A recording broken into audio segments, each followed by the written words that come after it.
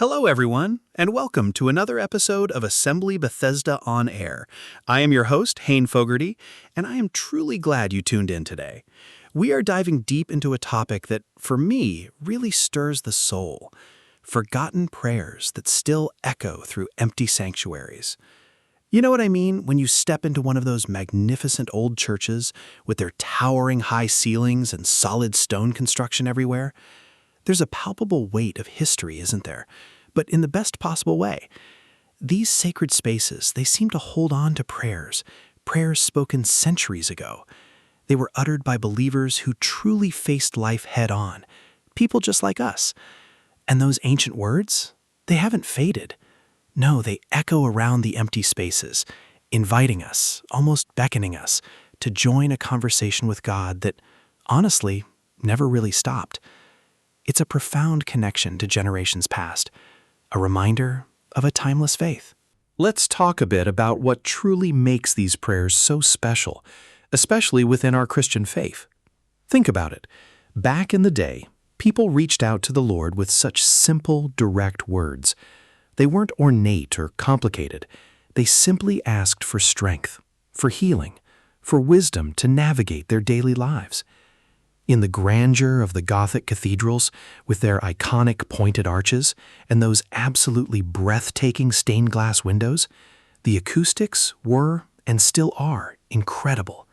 Every whisper felt important, every prayer amplified. Even if these majestic buildings stand quieter now, those prayers, my friends, they linger. It's almost as if the very walls absorbed them, soaking up every earnest plea and grateful thanks, only to release them slowly over time, a continuous spiritual hum. One specific type of forgotten prayer that comes to mind is the daily office kind.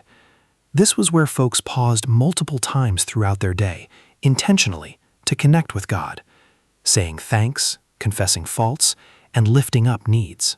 Now, here's the thing about those daily offices.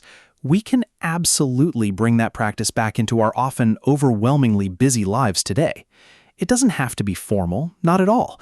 Just honest, heartfelt talk with the Father, right there in the everyday moments. These echoes encourage us to make space for that kind of intimacy. Then, consider the prayers spoken during truly tough seasons.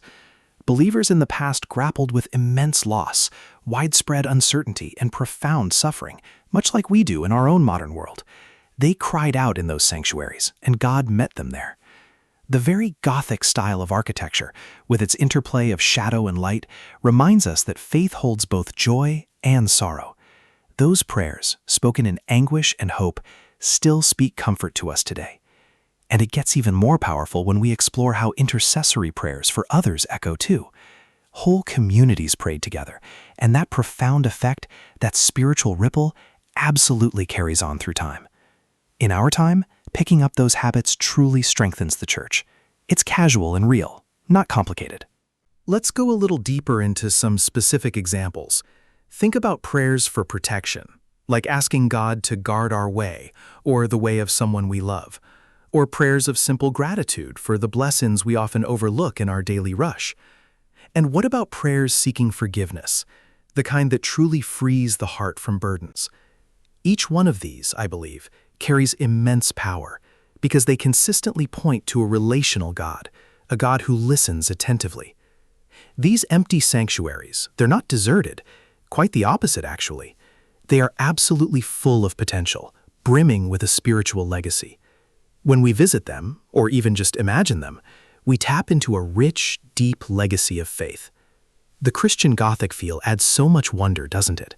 With those intricate crosses and carvings telling powerful stories of redemption and hope. It truly is inspiring. These echoes can refresh our own prayer life right now. Start small, maybe with a favorite psalm or an old collect reworded for today. Now, these echoes from the past, they offer us a remarkable opportunity to genuinely refresh and revitalize our own prayer life right now. You don't have to start big, you know? Maybe try beginning with a favorite psalm or an old collect, that's a short general prayer, reworded for today's context, making it personal.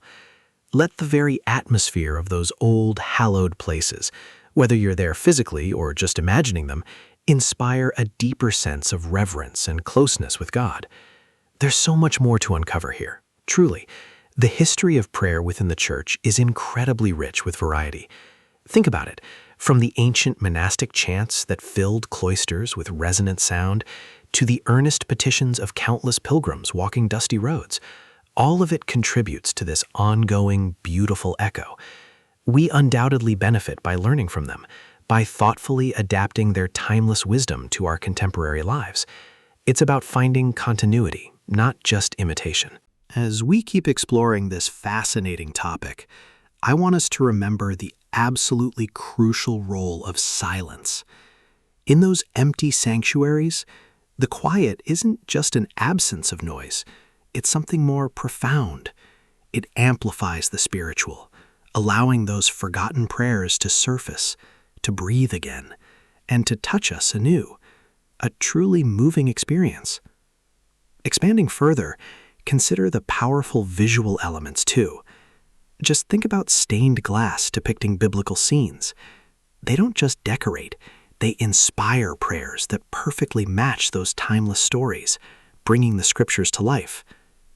The architecture itself becomes an integral part of the prayer experience, designed specifically to lift our eyes and our hearts upward towards the divine. We could talk at length about individual prayer types rooted in tradition, the prayer of examine, reviewing your day with God, or breath prayers, those short, repeatable phrases for instant connection. All of these have deep roots that echo through history. So to make this practical, why not try incorporating just one forgotten style into your week? Notice how it feels more connected, more enriching. This topic, my friends, truly has so many layers. We can discuss the communal aspect, how shared prayers build the body of Christ across time, witnessing profound unity. Gothic elements evoke awe, helping us approach prayer with fresh wonder rather than just routine. These echoes also call us to persistence in prayer, even when answers seem delayed, reminding us that old voices modeled incredible endurance. The beauty of rediscovery is immense, isn't it? Forgotten does not mean gone. It simply means waiting to be remembered. The cool stone, flickering lights, distant sounds, all enhance that sense of divine presence. The heart of it all is to encourage deeper prayer lives. These echoes are powerful, personal invitations. So I encourage you, research local historic churches safely and prayerfully. Remember, technology cannot replace the tangible feel of sacred spaces, yet we carry these echoes within. Ultimately, it's about God's faithfulness through all generations. Thank you for joining me today. As always, it is a pleasure to spend this time with you. God bless, and until next time, courage. If you like what I do here, head on over to www.assembly